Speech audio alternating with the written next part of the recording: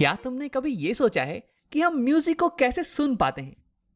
अब तुम कहोगे कि राम, मेरा मोबाइल या फिर मेरा लैपटॉप ये साउंड को क्रिएट करता है और ऐसे ही मैं इस साउंड को सुन पाता हूं। लेकिन यहां पे बहुत कुछ और भी हो रहा है। देखो, एक स्पीकर ये बस अपने पास में रखी हुई एयर मॉलिक्यूल्स को आगे पीछे मूव करवाता है, इसे वाइब्रेट करवाता है, और फिर ये एयर मॉलिक्यूल्स ये अपने आगे वाली एयर मॉलिक्यूल को वाइब्रेट करवाती है, और ऐसे ही करते करते सारी मॉलिक्यूल की लेयर्स ये वाइब्रेट करने लगती हैं। अब एयर मॉलिक्यूल्स के इस वाइब्रेशन को हम साउंड वेव बुलाते हैं, और जब ये साउंड वेव ये हमारे कानों तक पहुंचती है ना, तो हम इस म्यूजिक को सुन पाते हैं।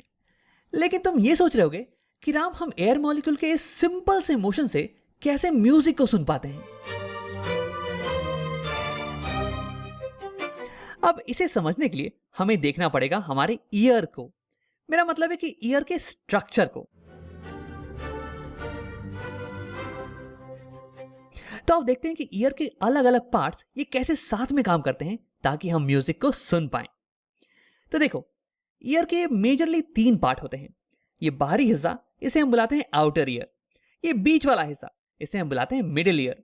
और ये अंदर वाला हिस्सा, इसे हम बुलाते हैं इनर ईयर। अब देखो, ये सबसे पहली पार्ट आउटर ईयर की होती है, इसे हम बुलाते हैं पिना। ये वो वाला पार्ट है जिसे तुम देख सकते हो, जिसे तुम टच कर सकते हो, या फिर जिसे पकड़ के तुम्हारी मम्मी तुम्हें डांटती हैं। अब देखो, पिना का फंक्शन ये है कि ये सारी साउंड वेव्स को कलेक्ट करता है और इन्हें भेज देता है हमारी ऑडिटरी कनाल के अंदर। अब साउंड वेव्स इस चैनल के थ्रू जाती हैं और फिर हिट करती हैं हमारे ईयर ड्रम को। देखो, ये इसे मैंने ग्रीन कलर से दिखा रखा है, लेकिन असल में ये ग्रीन कलर का होता नहीं है, ठीक है। अब देखो, इसे हम ईयर ड्रम इसलिए बुलाते हैं ना, क्योंकि ये एक ड्रम की स्किन की तरह होता है, ड्रम की ऊपर वाली लेयर की तरह। मतलब कि ईयर ड्रम ये एक ट्रांसपेरेंट लेयर है और ये बहुत ही सेंसिटिव है वाइब्रेशन की। हल्की सी मोशन होगी ना, तो ये ईयर ड्रम वाइब्रेट करने लगेगा। यानी कि जब एयर मॉलिक्यूल्स ऑडिटरी कनाल के अंदर वाइब्रेट करते हैं और फिर ईयर ड्रम को स्ट्राइक करते हैं ना, तो फिर ईयर ड्रम ये भी वाइब्रेट करने लगता है। अब देखो, ईयर ड्रम ये आउटर ईयर और मिडिल ईयर को सेपरेट करता है। तो अब आओ बात करते हैं मिडिल ईयर की पार्ट्स की। तो मिडिल ईयर में होते हैं इंसान की बॉडी के सबसे छोटे 3 बोन्स, और इन तीनों को हम साथ में बुलाते हैं ऑसिकल्स। और इनके खुद के भी बड़े ही फैंसी नाम हैं। पहले वाले को हम बुलाते हैं मैलियस, दूसरे को इंकस, तीसरे को स्टेपीस। और मेरे पास यहां पे एक पिक्चर है जो कि दिखाती है कि असलियत में ये बोन्स कैसे दिखते हैं। तो देखो, इनके इंटरेस्टिंग शेप के कारण हम इन्हें कुछ कॉमन नाम भी देते हैं, जिन्हें कि याद करना थोड़ा आसान पड़ जाता है। पहले को हम बुलाते हैं हैमर, दूसरे को एनविल और तीसरे को स्टिरअप। देखो, अगर तुम घुड़सवारी करोगे ना, तो स्टिरअप वो चीज होगी जिसपे कि तुम पैर रखोगे। अब देखो, जब ईयर ड्रम वाइब्रेट करता है तो इसके साथ साथ ऑसिकल्स ये भी वाइब्रेट करने लगते हैं। तो यानी कि ऑसिकल्स का फंक्शन ये हो गया कि ये वाइब्रेशन को ईयर ड्रम से इनर ईयर में ट्रांसफर करते हैं। लेकिन केवल यही इनका मेन फंक्शन नहीं हो गया। देखो, ये साउंड वेव्स की प्रेशर को एम्पलीफाई करके, इंक्रीज करके इनर ईयर में ट्रांसफर करते हैं। अब तुम ये सोच रहे होगे, यार यहां पे वाइब्रेशन प्रेशर को इंक्रीज करने की क्या जरूरत पड़ गई? तो देखो, इनर ईयर में होता है एक लिक्विड, ना कि एयर। और तो यानी कि यहां पे वाइब्रेशंस को हमें एक लिक्विड के अंदर ट्रांसफर करना है, ना कि एयर के अंदर। और तुम्हें अंदाजा होगा कि यार एक लिक्विड को वाइब्रेट करवाना ये थोड़ा मुश्किल काम होने वाला है कंपेयर टू एयर को वाइब्रेट करवाने से। तुमने ये खुद भी देख रखा होगा कि तुम आसानी से एयर में अपने हाथ को हिला पाते हो, लेकिन अगर वही तुम एक स्विमिंग पूल के अंदर हो तो पानी के अंदर हाथ को हिलाना ये थोड़ा मुश्किल हो जाता है। तो क्योंकि हमें यहाँ पे एक लिक्विड को वाइब्रेट करवाना है, इसलिए हमें यहाँ पे एक हायर प्रेशर की जरूरत होने वाली है, और यही करने में मदद करती है हमारी ऑसिकल्स। इनफैक्ट ऑसिकल्स ये प्रेशर को 20 गुना तक बढ़ा सकती हैं। अब तुम ये सोच रहोगे, राम ऐसा कैसे हो पाता है? तो देखो, ऐसा होता है ऑसिकल्स की स्ट्रक्चर के कारण। तो देखो, यहाँ स्टेपीज का एरिया ये बहुत ही छोटा है कंपेयर टू ईयर ड्रम के एरिया से। तो जब फोर्स ये ट्रांसमिट होता है from ear drum to stapes, तो ये कॉन्सेंट्रेट होता चला जाता है एक छोटे एरिया पे। और तुम्हें पता होगा कि जब सेम फोर्स ये एक छोटे एरिया में कॉन्सेंट्रेट हो, तो यानी कि प्रेशर ये इंक्रीज होता चला जाएगा। क्योंकि देखो, प्रेशर होता है फोर्स बाय एरिया, और अगर एरिया छोटा हो जाए तो यानी कि प्रेशर ये बड़ा हो जाने वाला है।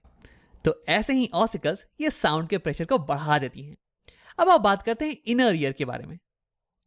तो देखो, इनर ईयर ये होता है एक बोनी स्ट्रक्चर, और इसे मैंने यहाँ पे दिखा रखा है पर्पल कलर से। इनके ऊपर में होते हैं 3 सेमी सर्कुलर रिंग्स और ये हमें मदद करते हैं बॉडी के बैलेंस को मेंटेन करने में।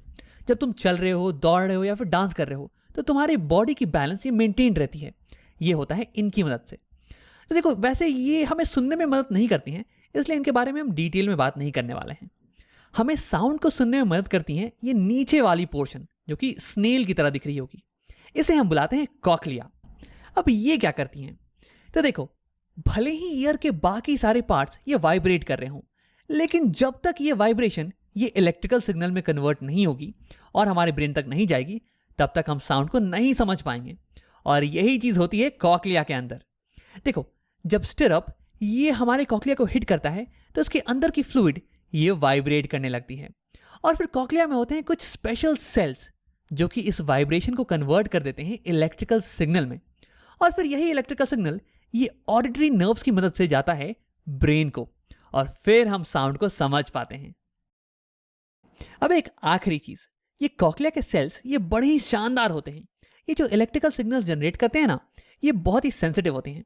इनकी मदद से हम अलग अलग लाउडनेस की साउंड को सुन पाते हैं, अलग अलग फ्रीक्वेंसी की साउंड को सुन पाते हैं।